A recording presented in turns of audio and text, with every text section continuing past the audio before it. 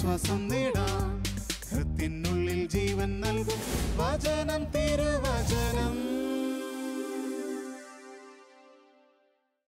യേശുവിൽ ഏറ്റവും പ്രിയപ്പെട്ട എൻ്റെ സഹോദരി സഹോദരന്മാരെ, ശാലോം ടെലിവിഷൻ്റെ വചനം തിരുവചനം ശുശ്രൂഷയിൽ ഇന്ന് നമ്മൾ ചിന്തിക്കുന്ന വിഷയം ഇരട്ട പൗരത്വമുള്ള ജനം എന്നതിനെ പറ്റിയാണ്, അഥവാ ഡ്യുവൽ സിറ്റിസൺഷിപ്പ്. രണ്ട് രാജ്യങ്ങളിലെ പൗരത്വം ഒരേ സമയം കൊണ്ടു നടക്കാനുള്ള ഭാഗ്യം കിട്ടിയവരാണ് ഞാനും നിങ്ങളും.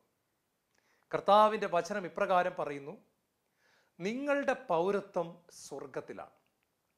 അതേസമയം തന്നെ ഭൂമിയിൽ ദൈവം അനുവദിക്കുന്ന കാലത്തോളം ഭൂമിയിലെ പൗരന്മാരായി ജീവിക്കാനും ഞാനും നിങ്ങളും വിളിക്കപ്പെട്ടിരിക്കുന്നു.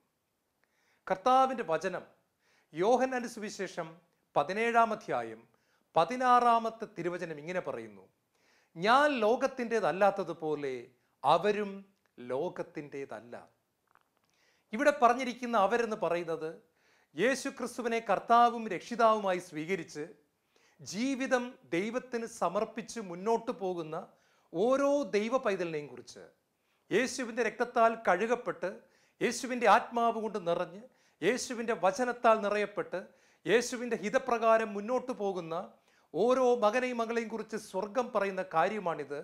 യേശു പറയുന്ന വചനമാണിത്: ഞാൻ ലോകത്തിൻ്റെതല്ലാത്തതുപോലെ അവരും ലോകത്തിൻ്റെതല്ല. നമ്മുടെ ഹൃദയങ്ങളിൽ ആഴത്തിൽ പതിപ്പിച്ച് ഉറപ്പിക്കേണ്ട ഒരു വചനമാണിത്. കാരണം പ്രിയപ്പെട്ടവരെ, ഈ ലോകത്തിൽ നമ്മൾ ജീവിക്കുമ്പോൾ തന്നെ ഈ ലോകത്തിൻ്റെതല്ല എന്നുള്ള ബോധ്യത്തിൽ ഞാനും നിങ്ങളും ജീവിക്കണമെന്ന് ദൈവം ആഗ്രഹിക്കുകയാണ്. നമ്മുടെ ഗൾഫ് രാജ്യങ്ങളിൽ ജോലി ചെയ്യുന്ന സഹോദരങ്ങളോട് ചോദിച്ചാൽ അവർ ഇപ്രകാരം പറയും: ആ രാജ്യത്ത് അവർ ജോലി ചെയ്യുമ്പോഴും നല്ല ഭവനങ്ങളിൽ താമസിക്കുമ്പോഴും നല്ല വാഹനങ്ങളിൽ സഞ്ചരിക്കുമ്പോഴും അവരുടെ ഉള്ളിൻ്റെ ഉള്ളിൽ അറിയാം, ഒരുപക്ഷെ ഇവിടെ 50 കൊല്ലം ജീവിക്കാൻ പറ്റുമായിരിക്കാം, പക്ഷേ ഞങ്ങൾ ഭാരതത്തിൻ്റെ പൗരന്മാരാണ്. ഒരു ദിവസം ഈ ഗൾഫ് രാജ്യത്തിലെ ജോലിയും താമസവും അവസാനിപ്പിച്ച് ഭാരതത്തിലെ മണ്ണിലേക്ക് ഞങ്ങൾ മടങ്ങേണ്ടവരാണ്. മറ്റൊരു രാജ്യത്ത് താമസിക്കുന്ന സമയത്ത് പോലും തങ്ങളുടെ മാതൃരാജ്യത്തെ പറ്റിയുള്ള ചിന്തകൾ കൊണ്ട് നടക്കുന്നവർ, ഇവിടുത്തെ വാർത്തകൾ അറിയാനായിട്ട് കൊതിക്കുന്നവർ, ഇവിടെ നടക്കുന്ന എല്ലാ കാര്യങ്ങളെയും കുറിച്ച് അറിയുവാൻ ഒത്തിരിയേറെ ആഗ്രഹം പ്രകടിപ്പിക്കുന്നവർ. ഇതുപോലെ തന്നെയാണ് പ്രിയപ്പെട്ടവരെ, നമ്മൾ ഭൂമിയിൽ ജീവിക്കുന്ന സമയത്തും നമ്മുടെ ഹൃദയത്തിൻ്റെ ഒരു ഭാഗം സ്വർഗവുമായിട്ട് ഒരു കൊളുത്തുപോലെ നമ്മൾ ബന്ധിപ്പിച്ചിരിക്കുകയാണ്. ഉദാഹരണം പറഞ്ഞു കഴിഞ്ഞാൽ, നമ്മളൊരു നല്ല തിരക്കുള്ള ബസ്സിൽ യാത്ര ചെയ്യുന്ന സമയത്ത് കണ്ടക്ടർ നമ്മളോട് പറയും, ബസ് വിടുന്ന സമയത്ത് എല്ലാവരും മുകളിലത്തെ കമ്പിയിൽ പിടിച്ചോണം, അല്ലെങ്കിൽ താഴെ വീഴും. അപ്പം നമ്മൾ ബസ്സിൽ നിൽക്കുന്നവരെല്ലാം എന്ത് ചെയ്യും? നമ്മൾ ബസ്സിലെ മുകളിലത്തെ കമ്പിയിൽ തൂങ്ങി പിടിച്ച് നിൽക്കും. ആരെങ്കിലും ഞാൻ മുകളിലത്തെ കമ്പിയിൽ പിടിക്കുന്നില്ല എന്ന് വിചാരിച്ച് യാത്ര ചെയ്താൽ ഒന്ന് ബ്രേക്ക് ചവിട്ടുന്ന സമയത്ത് അയാൾ മൂക്കും കുത്തി താഴേക്ക് വീഴുന്ന കാഴ്ച കാണാം. ഇതുപോലെ നമ്മൾ ഈ ഭൂമിയിൽ ജീവിക്കുന്ന സമയത്ത് നമ്മുടെ പിടുത്തം മുകളിലല്ല എന്നുണ്ടെങ്കിൽ നമ്മൾ തലയും കുത്തി വീഴാനുള്ള സാധ്യതയുണ്ട്, നമ്മൾ തകർന്നു പോകാനുള്ള സാധ്യതയുണ്ട്. ഇതറിയാവുന്ന ദൈവം നമ്മളെ നോക്കി വചനത്തിലൂടെ നമ്മളെ ഉറപ്പിച്ചുകൊണ്ട് മനോഹരമായ ഒരു വചനം തരികയാണ്: ഞാൻ ഈ ലോകത്തിൻ്റെതല്ലാത്തതുപോലെ അവരും ഈ ലോകത്തിൻ്റെതല്ല. ഒന്നാമതായി, നമ്മുടെ നേതാവ് ഈ ലോകത്തിൻ്റെതല്ല. യേശുക്രിസ്തുവിനെ കുറിച്ച് മാത്രമേ ലോകത്തിൽ ഇപ്രകാരം പറയാൻ സാധിക്കൂ: വചനം മാംസമായി നമ്മുടെ ഇടയിൽ വസിച്ചു.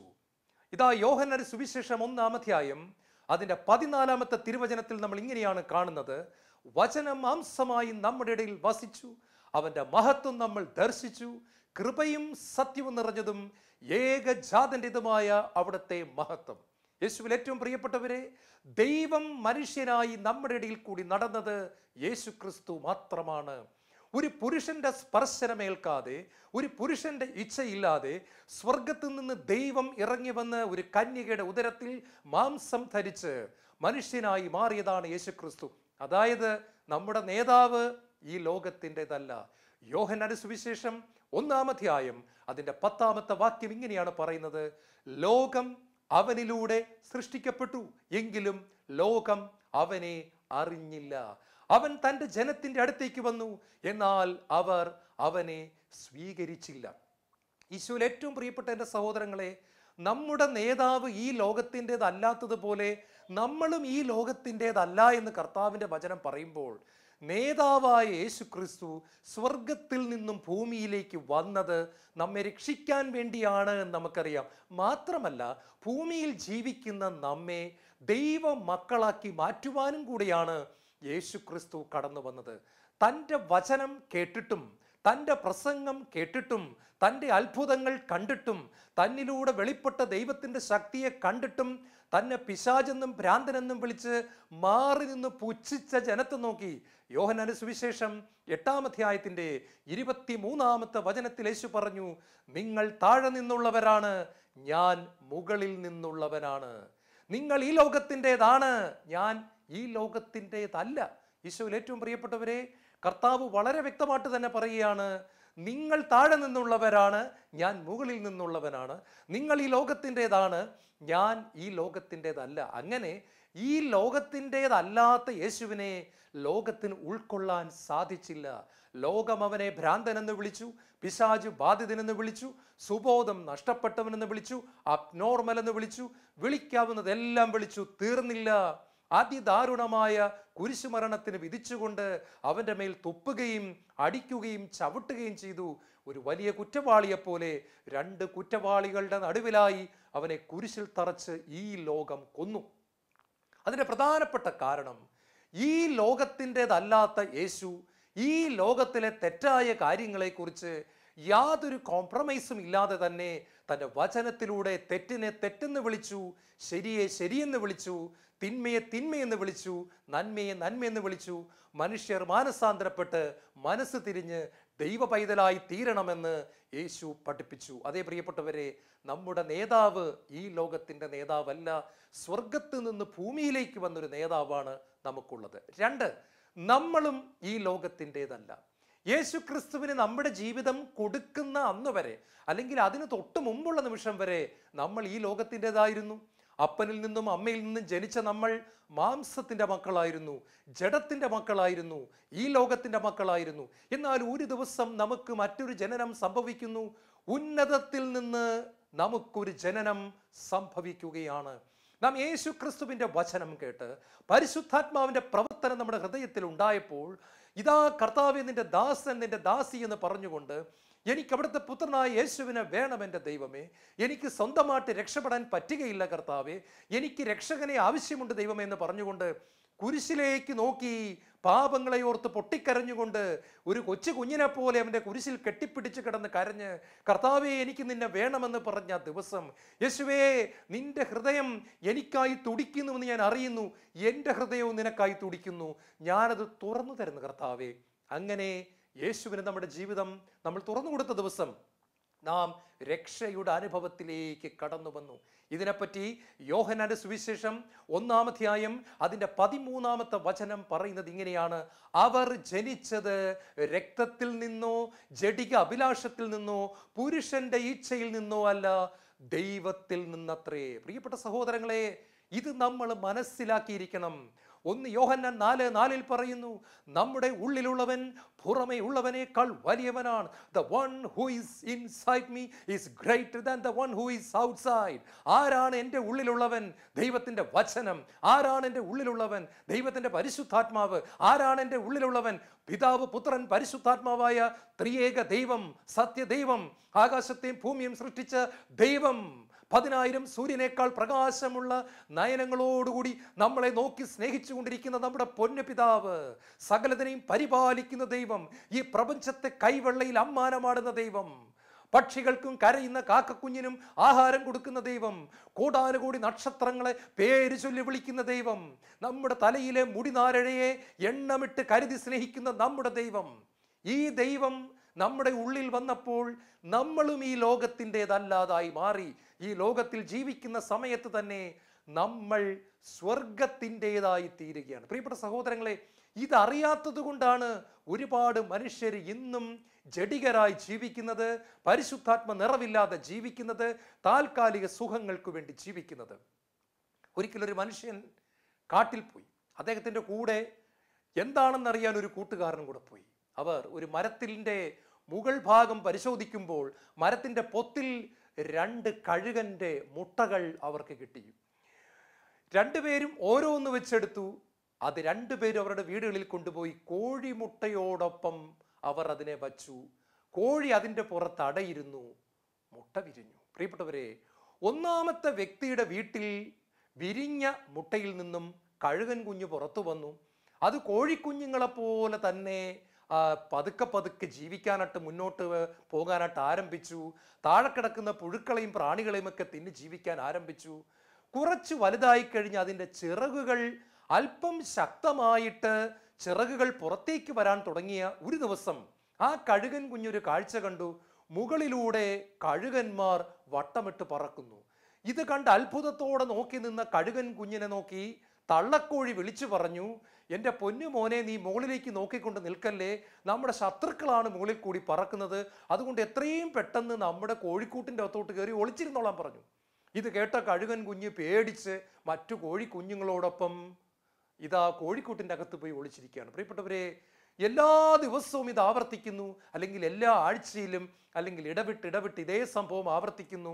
തള്ളക്കോഴി കുഞ്ഞിനോട് പറയുന്നു, നീ കോഴിക്കുഞ്ഞാണ്, നീ ഒരിക്കലും മുകളിലേക്ക് നോക്കാൻ പാടില്ല, നീ കൂട്ടിൻ്റെ അകത്ത് കയറി ഒളിച്ചിരിക്കണം. ഒടുവിൽ ഈ കഴുകൻ വളർന്നു വലുതാകുന്നു, പക്ഷെ ഒരു കോഴിയെപ്പോലെ ജീവിക്കുന്നു, ഒരിക്കൽ പോലും പറക്കുന്നില്ല. ഒടുവിൽ വീട്ടുകാർ അതിനെ പിടിച്ച് കോഴിയോടൊപ്പം പൊരിച്ചു തിന്നുകയാണ്. അതിൻ്റെ ജീവിതം അവസാനിക്കുന്നു. എന്നാൽ പ്രിയപ്പെട്ടവരെ, രണ്ടാമത്തെ വ്യക്തി ഇയാളുടെ കൂട്ടുകാരൻ്റെ വീട്ടിൽ കൊണ്ടുപോയ ആ മുട്ട അയാളും അതുപോലെ തന്നെ കോഴിമുട്ടയോടൊപ്പം വച്ച് വിരിയിച്ചെടുത്തു. എന്നാൽ കോഴിമുട്ട വിരിഞ്ഞു പുറത്തു വന്ന കഴുകൻ കുഞ്ഞ് ഒരു ദിവസം പതുക്കെ പതുക്കെ മുന്നോട്ട് പോകുമ്പോൾ ഒരു കാഴ്ച കണ്ടു. മുകളിൽ കഴുകൻ വട്ടമിട്ട് പറക്കുന്നു. അപ്പൊ തള്ളക്കോഴി പറഞ്ഞു, എടാ, അത് നമ്മുടെ ശത്രുവാണ്, വേഗം പോയി കൂട്ടിൻ്റെ അകത്ത് ഒളിച്ചിരുന്നു. അപ്പോൾ ഈ കഴുകൻ വീട്ടിൻ്റെ അകത്ത് പോയി ഒളിച്ചിരുന്നു, കോഴിക്കൂട്ടിൽ പോയി ഒളിച്ചിരുന്നു. പക്ഷേ 2 ആഴ്ച കഴിഞ്ഞ് വീണ്ടും മുകളിൽ കഴുകൻ പറക്കുന്നു. ഇത് കണ്ടപ്പോൾ അവന് തോന്നി, ഇത് കൊള്ളാമല്ലോ. ഒരു ദിവസം അവൻ വെള്ളം കുടിക്കാൻ കുളത്തിൻ്റെ അടുത്തേക്ക് ചെന്നപ്പോൾ അവനൊരു കാഴ്ച കണ്ടു. തൻ്റെ മുഖം അവൻ ആദ്യമായിട്ട് കണ്ടു, തൻ്റെ രൂപം അവൻ ആദ്യമായിട്ട് കണ്ടു. മുകളിൽ പറക്കുന്ന കഴുകൻ കുഞ്ഞുങ്ങളെ പോലെ, അല്ലെങ്കിൽ മുകളിൽ പറക്കുന്ന കഴുകനെ പോലെയാണ് തൻ്റെ രൂപം ഈ കോഴികളെപ്പോലെ അല്ല എന്നവൻ തിരിച്ചറിഞ്ഞു. പ്രിയപ്പെട്ടവർ, അവന് മനസ്സിലായി, ഞാനൊരു കോഴിയെപ്പോലെ പുഴുവിനെ തിന്ന് ജീവിക്കേണ്ടവനല്ല, ഞാൻ ഉയരങ്ങളിലേക്ക് പറന്നു പോകാൻ വിളിക്കപ്പെട്ടവനാണ്.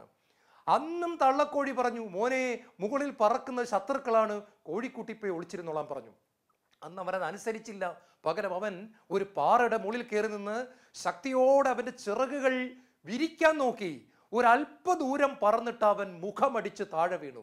ഇത് കണ്ട തള്ളക്കോഴി പറഞ്ഞു, അഹങ്കാരി, ധിക്കാരി, സാധാരണക്കാരനെ പോലെ ജീവിക്കാൻ നിനക്ക് പറ്റത്തില്ല അല്ലേടാ, നിനക്ക് എന്തിൻ്റെ കുഴപ്പമാണിത്, നിനക്ക് അഹങ്കാരി, നിനക്കത് തന്നെ വേണം. ബാക്കി കോഴികളും അവനെ പരിഹസിച്ചു. പക്ഷെ പ്രിയപ്പെട്ടവരെ, അവൻ അറിയാമായിരുന്നു, അവൻ കോഴിയെപ്പോലെ ജീവിക്കാനുള്ളവനല്ല, അവൻ പറക്കാനുള്ളവനാണ്. അവൻ എല്ലാ ദിവസവും അവൻ്റെ പരിശ്രമം അവൻ തുടരുകയാണ്. പക്ഷെ 2-3 ആഴ്ച കഴിഞ്ഞപ്പോൾ അവൻ ചിറകുകൾ ഒരു ദിവസം വിടർത്തിയിട്ട് ആഞ്ഞു പറന്നു. ആ സമയത്ത് അവൻ ഭൂമിയിൽ നിന്നും പറന്ന് മുകളിലേക്ക് പോകാൻ തുടങ്ങി. ആകാശത്ത് ഒരു റൗണ്ട് നന്നായിട്ടൊന്ന് പറന്നതിന് ശേഷം അവൻ താഴേക്ക് വന്ന് തള്ളക്കോഴിയോട് പറഞ്ഞു, തള്ളക്കോഴി, ഇതാ മറ്റു കോഴികളോട് നിങ്ങളോട് എനിക്കൊരു കാര്യം പറയാനുണ്ട്. നിങ്ങളെപ്പോലെ ജീവിക്കാൻ ഇനി എന്നെ കിട്ടുകയില്ല. നിങ്ങൾ ഈ പുഴുവിനെ തിന്ന് ഭൂമിയിൽ ജീവിച്ചു കൊള്ളുക. ഞാൻ കഴുകനാണ്, ഞാൻ ഉയർന്ന് പറക്കുവാൻ വിളിക്കപ്പെട്ടിരിക്കുന്നു. Bye bye. അവൻ ടാറ്റ പറഞ്ഞു. എന്നേക്കുമായിട്ട് അവൻ പറന്നു പോവുകയാണ് കോഴിക്കൂട്ടത്തെ വിട്ട്. ഈശോയിൽ ഏറ്റവും പ്രിയപ്പെട്ടവരെ, എൻ്റെ ഉള്ളിലുള്ളവൻ പുറമേ ഉള്ളവനേക്കാൾ വലിയവനാണെന്ന് കർത്താവ് പറയുമ്പോൾ നമ്മളൊരു കാര്യം മനസ്സിലാക്കണം.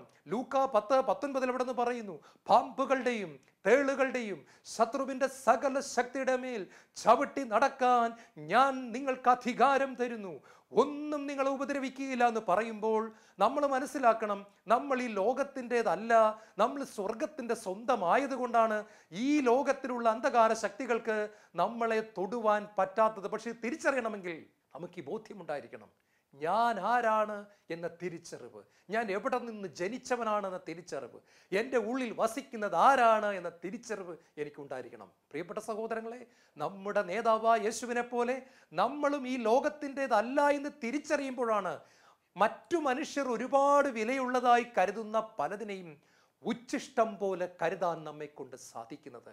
പൗലോസ്ലിഹ പറയുന്നുണ്ട്, ഞാൻ സർവ്വതും ഉച്ഛിഷ്ടം പോലെ കരുതുന്നു.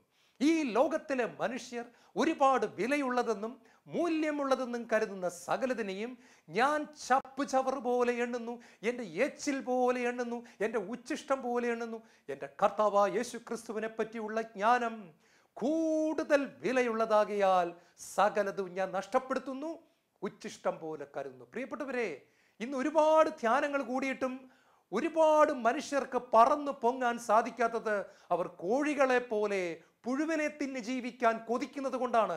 നമ്മൾ മനസ്സിലാക്കണം, നമ്മൾ ജഡത്തിൻ്റെ മനുഷ്യരല്ല, നമ്മൾ ലോകത്തിൻ്റെ മനുഷ്യരല്ല, നമ്മൾ സ്വർഗത്തിൻ്റെ മക്കളാണ്. നമ്മൾ പറക്കുവാൻ വിളിക്കപ്പെട്ടിരിക്കുന്നു, അഭിഷേകത്തോടെ പറക്കുവാൻ, അഭിഷേകത്തിൻ്റെ ചിറകുകൾ വിരിച്ച് പറക്കുവാൻ, സ്വർഗീയ അഗ്നിയാൽ നിറയപ്പെട്ട് കുതിച്ച് പായുവാൻ, ഒരു റോക്കറ്റ് പോലെ കുതിച്ച് പായുവാൻ, തീ കത്തിക്കൊണ്ട് പായുവാൻ ദൈവം നമ്മളെ വിളിക്കുകയാണ്.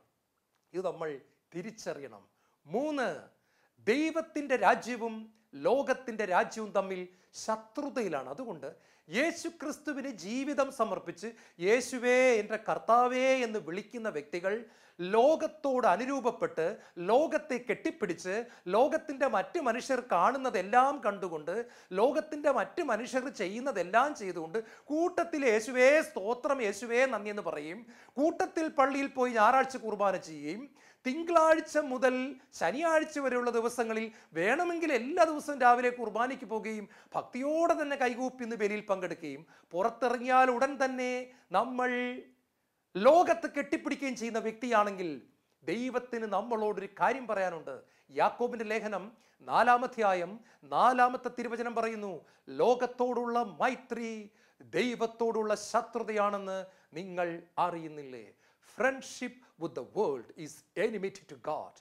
ഈ ലോകത്തോട് നമ്മൾ അനുരൂപപ്പെടുമ്പോൾ, ഈ ലോകത്തെ നമ്മൾ കെട്ടിപ്പിടിക്കുമ്പോൾ, ഈ ലോകത്തെ നമ്മൾ മാറോട് ചേർത്ത് പിടിക്കുമ്പോൾ നമുക്ക് നഷ്ടപ്പെടുന്നത് ദൈവത്തെയാണ് എന്ന് ദൈവത്തിൻ്റെ വചനം പറയും. പ്രിയപ്പെട്ടവർ, ഇതുകൊണ്ടാണ് അന്ത്യവിധി ദിവസത്തിൽ കർത്താവ് ചിലരെ നോക്കി പറയുന്നുണ്ട്, കർത്താവേ കർത്താവേ എന്ന് വിളിക്കുന്നവനല്ല, എൻ്റെ സ്വർഗസ്ഥനായ പിതാവിൻ്റെ ഇഷ്ടം നിറവേറ്റുന്നവനാണ് സ്വർഗരാജ്യത്തിൽ പ്രവേശിക്കുക എന്ന് ഞാൻ നിങ്ങളെ പഠിപ്പിച്ചിട്ടില്ലേ മക്കളെ? ഞാൻ നിങ്ങളെ അറിയത്തില്ല എന്ന് കുറേയേറെ വ്യക്തികളെ നോക്കി കർത്താവ് പറയുമെന്ന് മത്തായി സുവിശേഷം 7:24 നമ്മൾ വായിക്കുന്നുണ്ട് കേട്ടോ.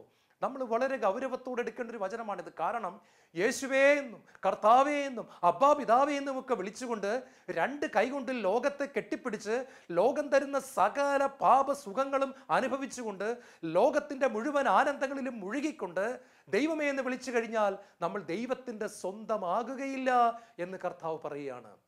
അതുകൊണ്ടാണ് യാക്കോബ് 4:4 പറയുന്നത്, ലോകത്തോടുള്ള മൈത്രി ദൈവത്തോടുള്ള ശത്രുതയാണെന്ന് നിങ്ങൾ അറിയുന്നില്ലേ?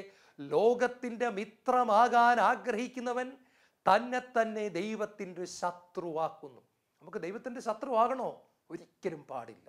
നമ്മൾ ദൈവത്തിൻ്റെ മക്കളാണ്, ദൈവത്തിൻ്റെ സ്നേഹിതരാണ്, ദൈവത്തിൻ്റെ സ്വന്തമാണ്, ദൈവത്തിൻ്റെ ആലയമാണ്, ദൈവത്തിൻ്റെ തിരഞ്ഞെടുക്കപ്പെട്ടവരാണ്, ദൈവത്തിൻ്റെ രാജകീയ പുരോഹിതരാണ്, ദൈവത്തിൻ്റെ സ്വന്തം ജനമാണ്, ദൈവത്തിൻ്റെ അഭിഷേകം നിറഞ്ഞു നിൽക്കുന്ന മക്കളാണ് നമ്മൾ. നമ്മൾ സാധാരണക്കാരല്ല. V R anointed. നമുക്ക് അഭിഷേകമുണ്ട്, നമ്മളിൽ നിത്യജീവനുണ്ട്, നമ്മളിൽ കർത്താവിൻ്റെ ജീവൻ തുടിക്കുന്നുണ്ട്. പ്രിയപ്പെട്ടവരെ, ദൈവത്തിൻ്റെ അഭിഷേകം നമ്മളിൽ ഒഴുകുന്നുണ്ട്.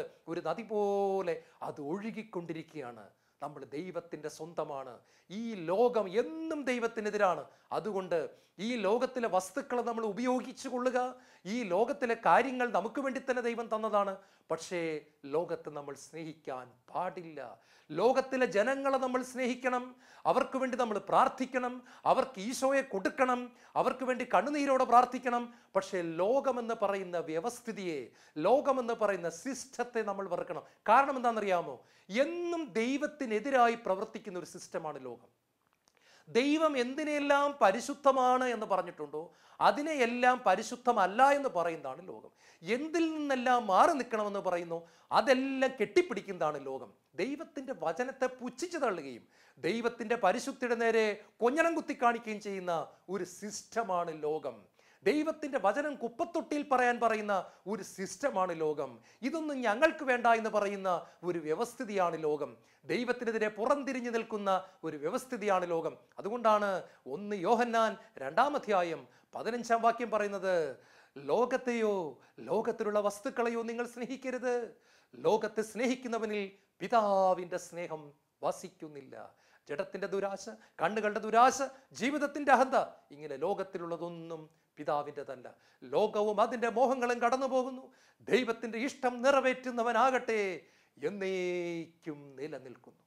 നമ്മൾ എന്നേക്കും നിലനിൽക്കാനുള്ളവരാണ്. നമ്മൾ ഈ ലോകത്തിൻ്റെതല്ല. നമ്മൾ ഇവിടെ അവസാനിക്കാനുള്ളവരല്ല. നമ്മൾ എന്നേക്കും നിലനിൽക്കാനുള്ളവരാണ്.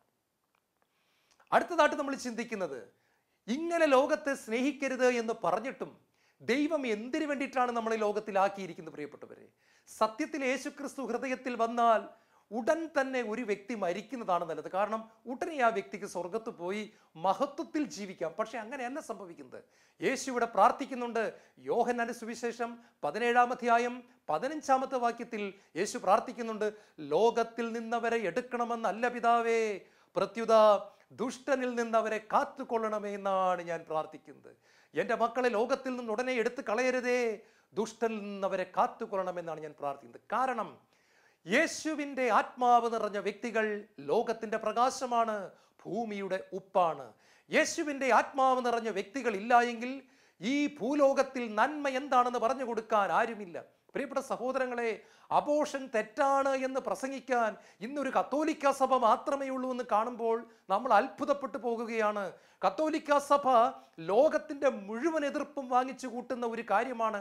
അബോർഷൻ തെറ്റാണെന്ന് സഭ പഠിപ്പിക്കുമ്പോൾ ലോകത്തിൻ്റെ മുഴുവൻ ഇരുട്ടും കൂടി ഈ പ്രകാശത്തെ കെടുത്തിക്കളയാൻ ശ്രമിക്കുന്നതാണ് നമ്മൾ കാണുന്നത്. അതാ കർത്താവ് പറഞ്ഞത്, ലോകത്തിൽ നിന്ന് അവരെ എടുക്കണമേ നല്ല, പ്രത്യുത ദുഷ്ടനിൽ നിന്ന് കാത്തുകൊള്ളണമെന്നാണ് ഞാൻ പ്രാർത്ഥിക്കുന്നത്. ഞാൻ ഓർക്കാറുണ്ട്, സഭ ഇല്ലായിരുന്നെങ്കിൽ ഇന്ന് ലോകത്തിൻ്റെ അവസ്ഥ എന്താകുമായിരുന്നു? ദൈവത്തിൻ്റെ സത്യങ്ങൾ പറഞ്ഞു കൊടുക്കാൻ ഒരു സഭ ഇല്ലായിരുന്നെങ്കിൽ ഇന്ന് ലോകത്തിൻ്റെ അവസ്ഥ എന്താകുമായിരുന്നു?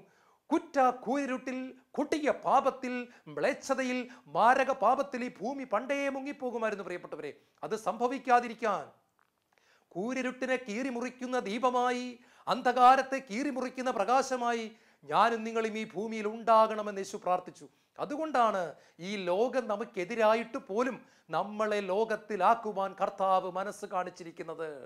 അല്ലെങ്കിൽ ഈ ഭൂമി നശിച്ചു പോകും, അല്ലെങ്കിൽ ഈ ലോകം നശിച്ചു പോകും. അത് സംഭവിക്കാതിരിക്കാൻ മർക്കോസിന്റെ സുവിശേഷം 16-ാം അധ്യായം അതിന്റെ 15-ാമത്തെ വാക്യത്തിൽ യേശു പറഞ്ഞു, നിങ്ങൾ ലോകമെങ്ങും പോയി സർവ്വ സൃഷ്ടികളോടും സുവിശേഷം പ്രസംഗിക്കുവിൻ. സുവിശേഷം എന്ന് പറഞ്ഞാൽ പ്രകാശം കൊടുക്കുവിൻ, ജീവൻ കൊടുക്കുവിൻ, പുനരുത്ഥാനത്തെ കൊടുക്കുവിൻ.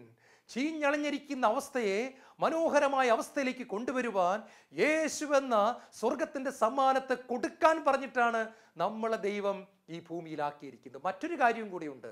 ഞാനും നിങ്ങളും യേശുക്രിസ്തുവിൽ വിശ്വസിക്കുന്ന ഉടനെ തന്നെ വളർന്ന് ആത്മീയ ജീവിതത്തിൻ്റെ പരിപൂർണതയിലും പക്വതയിലും എത്തുന്നില്ല. നമുക്കൊരു വളർച്ച ആവശ്യമുണ്ട്. നമ്മുടെ സ്വാർത്ഥത, അസൂയ, കോപം, വെറുപ്പ്, അഹങ്കാരം, ജഡമോഹങ്ങൾ, ഇതിനെല്ലാം പരാജയപ്പെടുത്താൻ ഈ ലോകത്ത് കർത്താവ് നമ്മളെ ആക്കിക്കൊണ്ട് നമുക്ക് പരീക്ഷണങ്ങൾ ഉണ്ടാകാൻ അനുവദിക്കുകയാണ്. ഇവിടെ ഒരു ദൈവ പൈതൽ പരിശുദ്ധാത്മാവ് നിറഞ്ഞവനായി, വചനം നിറഞ്ഞവളായി ജീവിച്ചുകൊണ്ട് ഈ ലോകത്തിൽ പക്വതയിലേക്ക് വളർന്നു വരണം. പാപത്തെ പരാജയപ്പെടുത്തി ആത്മീയ പക്വതയിലേക്ക് വളർന്നു വരാൻ ദൈവം നമ്മളെ ഈ ലോകത്തിൽ ആക്കിയിരിക്കുന്നു. അവസാനമായി ലോകത്തെ എങ്ങനെയാണ് പരാജയപ്പെടുത്തുന്നത്? ദൈവത്തോട് ചേർന്ന് നിന്നുകൊണ്ടാണ് നമ്മൾ ലോകത്തെ പരാജയപ്പെടുത്തുന്നത്. 1 കൊറിന്ത്യർ 2-ാം അധ്യായത്തിന്റെ 2-ാമത്തെ വാക്യത്തിൽ പറയുന്നു, എൻ്റെ കർത്താവായ യേശു ക്രിസ്തുവിനെ കുറിച്ചല്ലാതെ, അതും ക്രൂശിതനായവനെ കുറിച്ചല്ലാതെ മറ്റൊന്നിനെ കുറിച്ചും അറിയേണ്ടതില്ല എന്ന് ഞാൻ തീരുമാനിച്ചു. പൗലോസ് പറയാണ്, എനിക്ക് മറ്ററിവുകൾ എന്തിനാണ് എനിക്ക് മറ്റു കാര്യങ്ങൾ ഞാൻ അറിയുന്നത്? എൻ്റെ കർത്താവിനെ കുറിച്ച് മാത്രം അറിഞ്ഞാൽ മതി, എൻ്റെ യേശുവിനെ കുറിച്ച് മാത്രം അറിഞ്ഞാൽ മതി. ക്രൂശിതനായ എൻ്റെ കർത്താവിനെ കുറിച്ചല്ലാതെ മറ്റൊന്നിനെ കുറിച്ചും അറിയേണ്ടതില്ല എന്ന് ഞാൻ തീരുമാനിച്ചു. യേശുവിനോട് അത്രമാത്രം ചേർന്ന് നിന്ന പൗലോസ് വിശുദ്ധനായി തീർന്നു. വീണ്ടും ഗലാത്യ ലേഖനം 6-ാം അധ്യായത്തിന്റെ 14-ാമത്തെ വാക്യം പറയുന്നു, അവനെ പ്രതി ഞാൻ ലോകത്തിനും ലോകം എനിക്കും ക്രൂശിക്കപ്പെട്ടിരിക്കുന്നു. പൗലോസ് പറയാൻ, യേശു ക്രിസ്തുവിനോടുള്ള അടുപ്പത്തെ പ്രതി, യേശു ക്രിസ്തുവിനോടുള്ള സ്നേഹത്തെ പ്രതി ഞാൻ ലോകത്തിനും ലോകം എനിക്കും ക്രൂശിക്കപ്പെട്ടിരിക്കുന്നു. ലോകത്തിന് പൗലോസിന്റെ മേൽ അധികാരമില്ലാതായി തീർന്നു. കാരണം പൗലോസ് യേശുവിനോട് ഒട്ടിനിന്നു. ഒരിക്കൽ കൂടി കർത്താവിൻ്റെ വചനം ഞാൻ ഓർമ്മിപ്പിക്കുന്നു, ഞാൻ ലോകത്തിൻ്റെതല്ലാത്തതുപോലെ എൻ്റെ മക്കളും ലോകത്തിൻ്റെതല്ല. കണ്ണുകൾ അടയ്ക്കാം, പ്രാർത്ഥിക്കാം. പിതാവേ, ഈ ലോകത്തിൽ ജീവിച്ചുകൊണ്ട് ഈ ലോകത്തിൽ യേശുവിൻ്റെ സാക്ഷികളായി അഭിഷേകത്തിൻ്റെയും വിശുദ്ധിയുടെയും ജീവൻ നയിക്കുവാൻ ഞങ്ങൾക്ക് കൃപ തരണമേ. ഞങ്ങൾ ഈ ലോകത്തിൻ്റെതല്ല, സ്വർഗത്തിൻ്റെ സ്വന്തമാണെന്നുള്ള ബോധ്യം എന്നും ഞങ്ങളിൽ നിറയട്ടെ. യേശുവേ സ്തോത്രം, യേശുവേ നന്ദി, യേശുവേ ആരാധന.